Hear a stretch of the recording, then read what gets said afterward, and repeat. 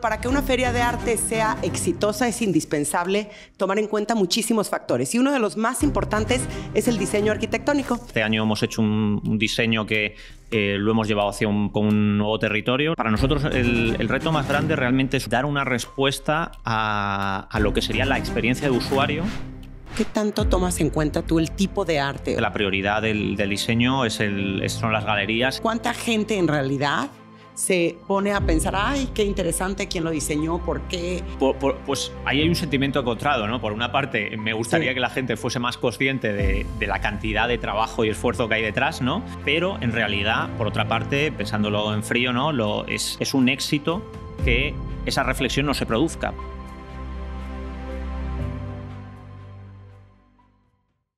Hola, ¿qué tal? Yo soy Lorena Pérez Jácome y esto es Arte en Diálogo, el nuevo espacio impulsado por Arte Informado en donde buscamos navegar el vasto universo del arte contemporáneo y darle voz a todos los componentes, a los artistas, directores, galeristas, coleccionistas, etc. Este es su micrófono, vamos a cuestionarnos juntos, vamos a encontrar algunas respuestas y sobre todo vamos a divertirnos juntos. Si les gusta, por favor suscríbanse, denle like y apóyennos a seguir creciendo en esta comunidad.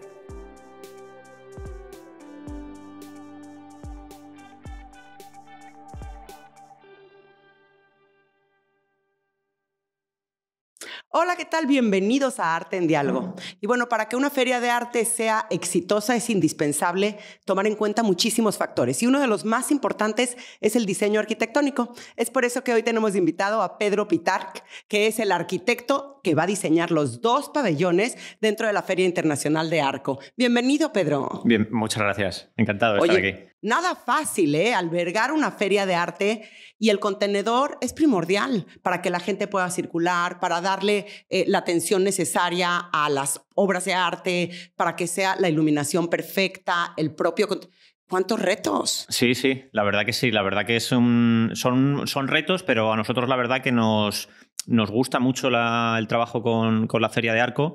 Ya lo hicimos el año pasado y la verdad que es un aprendizaje, un reto mayor también repetir y poner un poco en crisis el diseño que hicimos el año pasado e intentar como empujarlo hacia una nueva frontera. En realidad este año hemos hecho un diseño que, aprendiendo un poco de cosas que testamos el año pasado, lo hemos llevado hacia un poco un nuevo territorio, la verdad. Estamos haciendo un diseño que es totalmente nuevo este año. Me encanta eso de poner en crisis, es buenísimo. Sí, la verdad que nos gusta como siempre ver un poco más pues lo que decías, ver el reto como una condición de oportunidad y poner un poco las cosas en crisis. La verdad que siempre es un poco también un posicionamiento del estudio, ¿no? Casi todos los proyectos que nos enfrentamos, la primera aproximación siempre es un poco como cuestionarnos si el punto de partida, el formato, en este caso el formato de la feria, formato preestablecido o lo que es ese tipo o esa tipología convencional debe ser así y cuestionarnos si tiene que cambiar o cómo podemos cambiarla y qué podemos hacer para construir un contexto diferente, ¿no? Entonces el punto de partida de este año es un poco ese, ¿no? Tomar el del año pasado y ponerlo en crisis y ver cómo cambiarlo. Ponerlo en crisis, eso voy a hacer yo con todas mis ideas, tomarlas y ponerlas en crisis. Pedro, mucho que platicar y sobre todo reflexionar acerca de la manera en que puedes estructurar, cuáles son los principales retos que tomar en cuenta, etcétera. Y casi nunca lo pensamos acerca de una feria de arte. Cuando circulamos ahí nos preocupamos más por el arte que vemos, por las galerías y no pensamos en todo ese contenedor que es fundamental para una buena experiencia. Antes de llegar a eso, me gustaría dar una pincelada un poco por quién eres tú, para que la gente te conozca. Yo sé que eres músico de formación y también arquitecto y eres docente, eres profesor. ¿Me puedes hablar qué distingue tu práctica? Pues yo, diría que en realidad justo pues lo que estás comentando, un poco el background no necesariamente o al 100% disciplinar, ¿no? El venir un poco también del mundo de la música clásica, en este caso, y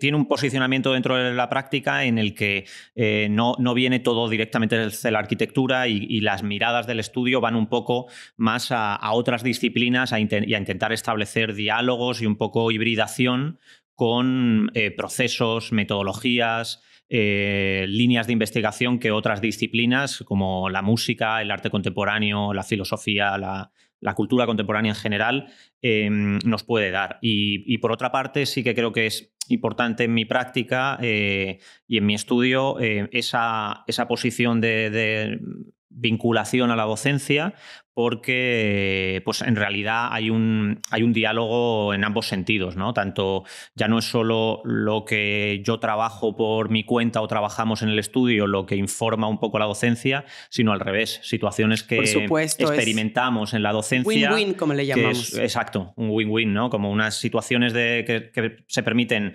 explorar o hacer un research dentro de las universidades, pues luego poder con ello aprender para la práctica y viceversa, ¿no? Ahora estás dando clase en la Universidad Politécnica. Eso es, aquí en Madrid. Estuviste en Bartlett. Sí. Y sé que has dado clases pues, en muchas universidades alrededor del mundo. Sí. Sí, puntualmente he estado dando en algunas otras universidades, he estado invitado tanto de conferenciante como dando cursos y dando workshops en algunas universidades tanto en Estados Unidos como en diferentes sitios de un poco de Europa, en Austria, también en Australia he estado recientemente y ahora mismo llevo ya desde hace 4 años como profesor asociado en la Politécnica, en la ETSAM en Madrid. Y la verdad que también muy, muy contento. Creo que también hay una cierta, por parte de mi práctica, casi una voluntad de no definir límites claros entre lo que es el proyecto docente, lo que es el proyecto de investigación, incluso investigación dentro del propio estudio, y lo que son los proyectos más pragmáticos, puramente arquitectónicos, por así decirlo, de ejecutar edificios, instalaciones, exposiciones, lo que sea, ¿no? Porque creo que siempre hay como unos vasos comunicantes o un poco una retroalimentación entre lo que a veces investigamos para una bienal o para una institución, que es un proyecto que aparentemente es teórico y que podría como quedarse, ¿no?, en una expo, en una caja, pero en realidad luego nos da información o nos da herramientas para un proyecto que, bueno, un concurso público, un proyecto que hagamos para una institución. Me parece, ¿no?, muy interesante, y hay que recalcarle al público que aunque pareces de 20, que suertudo, tienes una carrera ya muy bien formada, muy exitosa. Has estado en bienales de arquitectura en Venecia, en Seúl. Sí. Y sé que además has estado, te gustan mucho los concursos y has participado en muchos con muy buenos resultados. Y tu práctica explora pues cosas muy diversas, como estabas diciendo. Los límites son bastante amplios, porque yo me asomé a ver que tienes desde viviendas hasta estación central, hasta un museo de instrumentos musicales maravilloso que me enamoré. Bueno, y en fin, hasta ferias de arte, salas expositivas.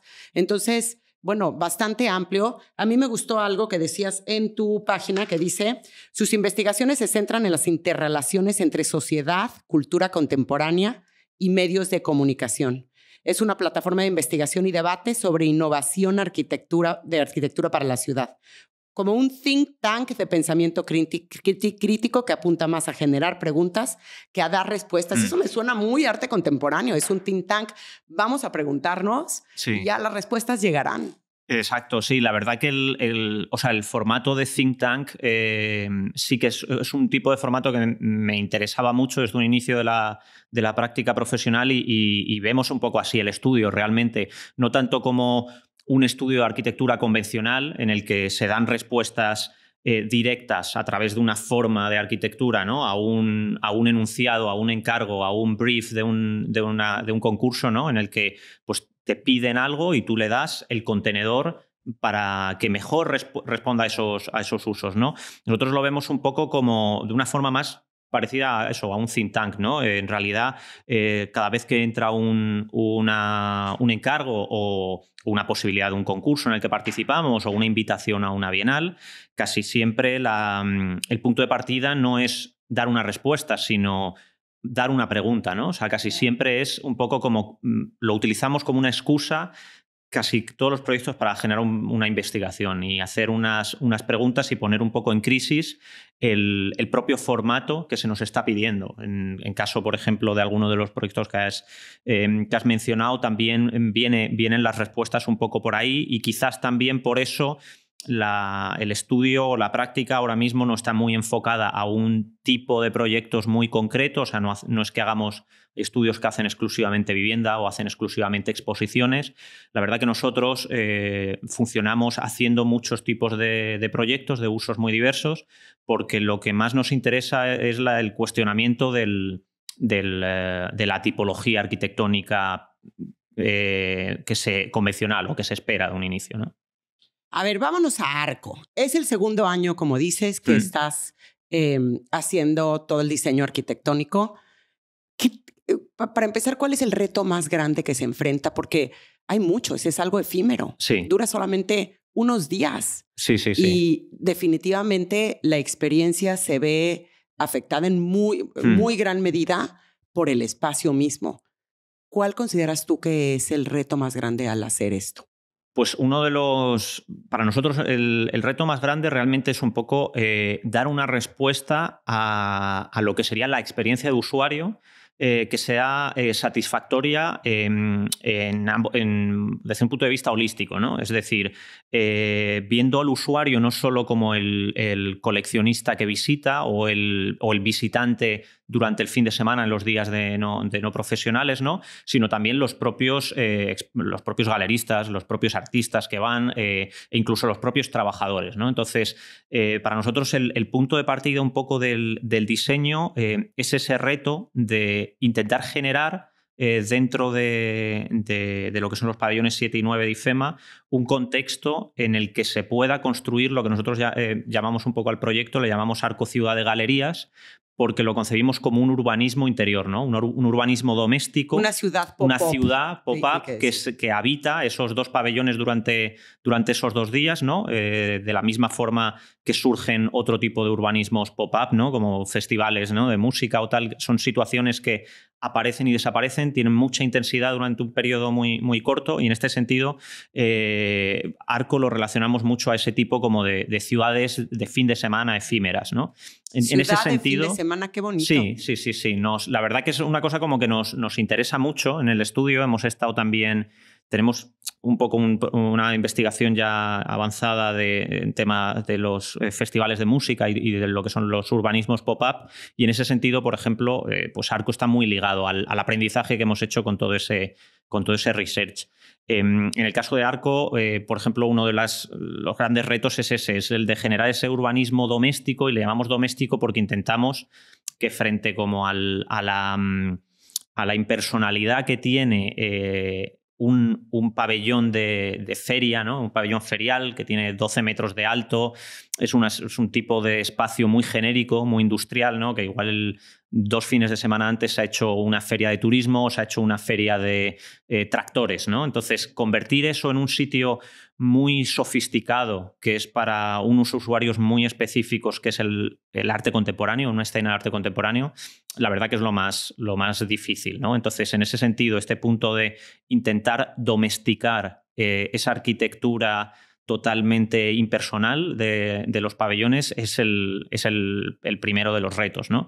Entonces, en ese sentido, lo que generamos es lo que llamamos urbanismo doméstico, que tiene, por una parte, unas estrategias o un diseño de planeamiento, pero por otra parte también tiene unas estrategias generales. Por ejemplo, el año pasado ya se empezó a experimentar con la iluminación de los pabellones. Es que eso te quiero preguntar. Hay muchos factores a tomar en cuenta y no sé cuál será, desde tu punto de vista, el más importante, pero definitivamente uno es la iluminación, otro es el flujo de gente. O sea, ¿cuáles son esos factores? Por ejemplo, en cuanto al flujo que dices, es súper interesante y es una cosa que ha sido una puesta en crisis del diseño del año pasado. El año pasado hicimos una pieza arquitectónica muy compacta en la parte trasera que aunaba todos los programas públicos. Este año, por ejemplo, lo que hemos hecho ha sido una cosa radicalmente diferente. Todos los programas públicos de la feria, todo aquello que no es galerías, lo hemos explotado en un montón de piezas diferentes. Cada una tiene una materialidad diferente, tiene una arquitectura con una forma muy diferente y tienen diferentes tipos de alturas, de tal forma que generamos una auténtica pequeña ciudad, una villa, entre las que las mismas se generan unas pequeñas plazas, y diseñamos unas pequeñas plazas que tienen mobiliario, pero que tienen un poco como esa escala como de un gran living room, ¿no? Son como a medio camino, a caballo, entre lo que sería una sala de estar y una plaza, ¿no? Entonces, poder incorporar dentro de los flujos optimizados, ¿no? de las calles que tiene la feria una serie de espacios de descanso, de diálogo, de encuentro entre galeristas, entre artistas, que es algo que la feria, pues, o que las ferias de arte contemporáneo muchas veces no tienen, ¿no? Porque se intenta como que sea todo súper optimizado exclusivamente. Y resulta después que, y te lo digo yo como usuaria de ferias de arte contemporáneo, que viajo muchas, que después quieres platicar con un galerista o con un amigo o con un artista, coleccionista, no importa, y te paras a la mitad del pasillo y entonces, ¿qué pasa? Que el flujo de gente, pues... Exacto. Entonces, está muy bien pensado y esas son las cosas que en tu mente de arquitecto estás haciendo de estos lugares de encuentro en donde se faciliten las conversaciones, que es una parte primordial en una feria de arte. Exacto, primordial y además conversaciones a veces más con un punto más informal, ¿no? Porque es verdad que desde la programación de Arco existen espacios destinados a tener estas conversaciones, pero hay veces que ir a la antigua sala VIP, que ahora se llama Guest Lounge, es una situación demasiado formal, ¿no? Tienes que cruzar la feria, tienes que ir a un sitio. Entonces, poder proporcionar otros espacios, otras esquinas, otras pequeñas plazas más informales en las que las conversaciones puedan surgir un poco más sin la pretensión de generar una cita, ¿no? en un lugar determinado y tener como la obligación de igual consumir un vino, ¿no? Y ya que la situación es un poco más formal, nos parecía muy interesante dentro de esta edición. Entonces, en ese sentido, todos los programas públicos se han gestionado y se han distribuido en el espacio para producir entre ellos todas estas pequeñas plazas. ¿Y qué me estabas contando de la iluminación? La iluminación, por ejemplo, es otro de los retos, de los grandes retos. En los últimos años se ha ido haciendo un progreso, yo creo que muy, muy grande en las ediciones sucesivas de Arco. El año pasado ya testamos un diseño y se testó un diseño de iluminación de la feria bastante diferente, que consideramos que fue muy exitoso y que repetimos y potenciamos este año, que consiste en a diferencia de muchas ferias de arte contemporáneo en las que se iluminan principalmente desde la iluminación general que tiene el pabellón, está a 12 metros de altura, es una iluminación normalmente mucho más industrial, ¿no? Que te recuerda un poco a veces cuando paseas por ferias de arte, parece que estás paseando, no es tan diferente el tipo de sensación que si estuvieses paseando por un centro comercial o por un IKEA, ¿no? Parece que estás en una gran superficie. Lo que hemos hecho y que ya se testó el año pasado es bajar el punto de iluminación de tal forma que lo que hacemos es descolgar toda la iluminación, son iluminaciones más tipo escénicas, más de teatro, y se descuelgan desde truses escénicos que se ponen a 4 metros de altura. De tal forma que la iluminación general del pabellón se deja simplemente a un 25% y toda la iluminación, o el otro 75%, que es el que más genera la experiencia de usuario, está definida a 4 metros de altura. Esto lo que hace es que al final todo el techo y todo ese ruido visual del pabellón queda en penumbra y psicológicamente el usuario realmente tiene una percepción del espacio en la que el cielo termina a los 4 metros de altura, ¿no? Claro, es para resaltar las obras de arte. Para resaltar más las obras de arte y para generar lo que nosotros en la edición anterior entendíamos que era como que esta ciudad de galerías realmente tiene una forma de recorrer interior como si fuese más similar a la de un museo, ¿no? Un espacio en el que la iluminación es bastante más doméstica y menos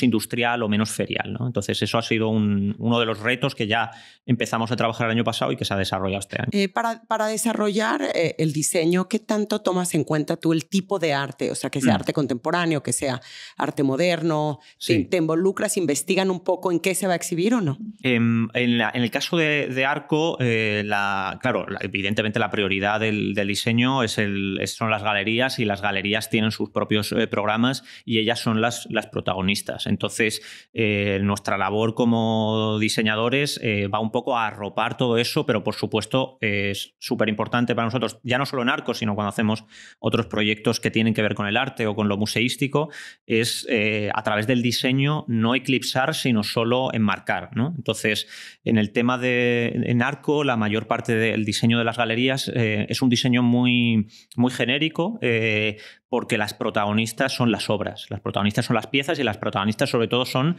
las galerías y lo que significa cada galería a través de sus obras, ¿no? Esa identidad que construye la galería a través de esa constelación de artistas que tiene, esa constelación de ya no solo de artistas, incluso de coleccionistas con los que se vinculan, ¿no? Para nosotros son importantes esas constelaciones que son las galerías. En ese sentido, el diseño arquitectónico se centra sobre todo en donde hay más posibilidad de diseño, que son las piezas públicas. Las piezas públicas de todos aquellos programas que no es el de la galería, pero que apoyan a la galería, como son el foro, como son las salas privadas, la fundación, la sala consejo, y que forman, de cierta forma, también a nivel de planta, a nivel urbano, un poco un marco para todo aquello que no pasa en las galerías que pueda pasar en otro sitio. Entonces ahí es donde realmente sí que hacemos un mayor esfuerzo de diseño arquitectónico. Claro, porque ahí no estás eclipsando nada. Claro, ahí no estás eclipsando nada y ahí lo que hay que proporcionar ya son contextos para cada uno de los programas, ¿no? En el caso del foro, un contexto para que se puedan generar conversaciones, proyecciones, diálogos, lectures, ¿no? Hay un montón de una gran programación que está corriendo durante todos los días y el diseño de esta arquitectura ahí sí que es muy importante porque tiene que dar respuesta a programas muy diversos dentro de una homogeneidad dentro de ellos, ¿no? Entonces, ahí es donde realmente nuestra labor ya como más diseñadores nos dejamos ir, exactamente. En este caso, este año, lo que hemos hecho ahí ha sido un diseño que hemos llamado urbanismo orientado a los objetos y lo que intentamos testar en esta edición es no generar una arquitectura que recree un entorno fake, muchas veces en las arquitecturas feriales, y ya no solo de una exposición como es Arco o una feria de arte contemporáneo, sino otros tipos de feria, normalmente se generan entornos muy fake, ¿no? Como que simulan otros tipos de entorno, ¿no? Simulan un entorno que pueda ser, no sé, como recreando, ¿no? Recreando escenarios y escenografías. Nosotros aquí lo que hemos intentado ha sido hacer todo lo contrario, realmente utilizar todos los materiales, sistemas constructivos, procesos de montaje y lo que hemos llamado ecologías feriales que existen en el entorno o en estos ecosistemas feriales, ¿no? Entonces, en realidad lo que hemos hecho ha sido evidenciarlos mucho más en esta edición y materializar esas piezas de arquitectura a través de estas ecologías feriales, generando esta especie como de lo que hemos llamado ecosistema sintético. Con esto a lo que nos referimos un poco es que lo que hacemos es utilizar, no inventarnos y traer un nuevo material o traer un nuevo tipo de montaje o un nuevo tipo de situación, sino utilizar los propios materiales de la feria y mostrarlos tal y como son, ¿no? En moquetas feriales, rollos de textil aislante, los truses escénicos. ¿Esto lo hacen desde un punto de vista de diseño y es que yo te quería preguntar enseguida acerca de la sostenibilidad sí. o desde el punto de vista de economizar recursos y en realidad es desde ambos. En realidad, por una parte, la consecuencia de hacer de esta decisión evidentemente es la de economizar recursos y generar una propuesta más sostenible, pero cuando en realidad hablamos aquí de ecología, no hablamos de ecología tanto desde el punto de vista de la economía de medios y el generar esta sostenibilidad, sino más bien por el propio ecosistema ferial, ¿no? Entonces, en realidad aquí viene desde un punto de vista del diseño y viene desde un punto de vista de no inventarnos nada nuevo, no inventarnos un lenguaje nuevo. Hay veces que se revisten, ¿no? los sistemas constructivos que se utilizan para la feria de otro tipo de materiales que no tienen nada que ver con la feria, y nosotros aquí lo que estamos haciendo es, por ejemplo, la moqueta ferial, ¿no? La moqueta ferial es un elemento que siempre se ha utilizado en Arco, en el suelo de Arco, y por ejemplo el año pasado ya empezamos a hacerlo y este año repetimos y la llevamos a forrar todas las paredes. La propia moqueta ferial nos permite hacer un tipo de sesgos y un tipo de cortes que nos permite integrar la gráfica, nos permite abrir ventanas, nos permite generar una plasticidad también de las fachadas, que este año la llevamos un poco más allá. y que la incorporamos como elemento de diseño o como un elemento que normalmente ha sido bastante denostado, ¿no? La moqueta, casi todas las galerías las han ido quitando, ¿no? Porque prefieren casi siempre el suelo en crudo del hormigón, y nosotros aquí la recuperamos, pero para darle una nueva imagen, ¿no? Un nuevo formato. También, por ejemplo, los truses que comentaba antes, ¿no? Los truses son estas piezas trianguladas de acero o de aluminio que se descuelgan de la cubierta de IFEMA, normalmente simplemente para poner focos. Nosotros las estamos utilizando como elemento de diseño. Hemos diseñado una serie de puntos de información que, en lugar de construir un nuevo mobiliario, por ejemplo, lo que hacemos es descolgar del techo unos truses que están totalmente suspendidos y sobre los que se acoplan un diseño de un tipo de mesa que utiliza el trus como estructura. Me gusta mucho porque es la identidad de la feria al fin y al cabo, y entonces lo que están haciendo es, en lugar de esconder esos elementos que para algunos pueden ser pues no tan placenteros a la vista, aquí es recobrarlos, darles de nuevo la identidad y realzarlos. Me parece muy interesante. Entonces es una forma un poco ya no solo de evidenciar el material, sino lo que hemos llamado como una emancipación del material, ¿no? Utilizamos esos sistemas constructivos y esos materiales para que son materiales que normalmente han sido un poco denostados y que se utilizan como infraestructura, pero aquí se utilizan como soporte, como estructura real la forma de la feria y también de la estética de la feria, ¿no? Reivindicando que la estética de la feria no tiene por qué ser inventada o no tenemos por qué traer algo de fuera, sino que lo podemos hacer con los propios materiales de la feria, trabajándolos en un formato diferente, ¿no? Entonces, en ese sentido, todas estas piezas que te comentaba antes, que producen los espacios para las zonas o los programas públicos, cada una de ellas va a tener un material totalmente diferente, desde aislante. Por ejemplo, hay una cosa que vamos a hacer que bueno, justo hoy hemos empezado el montaje, entonces espero que quede suficientemente bien. Digamos que cuando nuestros usuarios te escuchen o te vean, esperamos que ya todos hayamos visto estos elementos. Estupendo. Y prestado atención. Entonces, todo lo que estás hablando, que ya lo tengamos por ahí. Estupendo. Pues, por ejemplo, hay unas de las piezas en las que utilizamos un material que normalmente suele ser un aislante mineral antiimpacto que se pone entre capas constructivas, pues tanto para aislar como para disminuir el ruido, ¿no? Por impacto en el suelo. Pues este material lo llevamos a forrar fachadas. Es un material que tiene un espesor y lo abotonamos generando un acabado que es muy parecido, lo hemos llamado chesterizado, ¿no? Como los Chester, los sofás Chester. Y hemos diseñado todas un tipo de acabado que, utilizando ese material, le hemos dado una vuelta de tuerca y además lo utilizamos para aquellas salas que necesitan un aislante, estar aisladas acústicamente, con lo cual nos viene bien para, por ejemplo, en el foro, que pueda estar acondicionado acústicamente. Me gusta mucho eso de emancipación del objeto. Ahora sí ya lo entendí. Lo había leído y decía yo, ¿qué es eso? Ahora ya entiendo cómo se emancipan. Regresemos al tema de la sostenibilidad, que, como sabes, siempre es una preocupación dentro de las ferias de arte.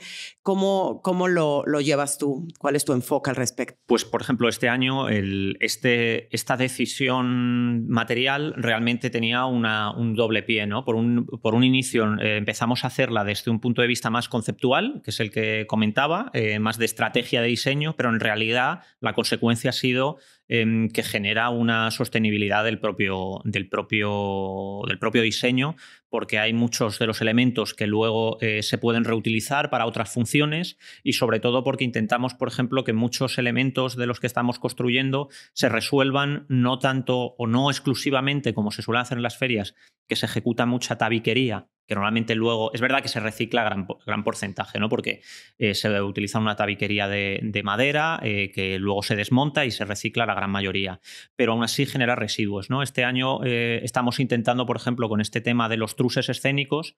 El trus es un elemento alquilado, es un elemento que tiene un continuo uso, y estamos intentando, por ejemplo, pues generar mucha arquitectura a través de este tipo de elementos que posteriormente, evidentemente, van a tener una continuidad de vida. Es un elemento montable, modular, montable y desmontable, en el que lo que nosotros intervenimos es mínimo, ¿no? Son a través de textiles, a través de materiales que también luego se pueden reciclar.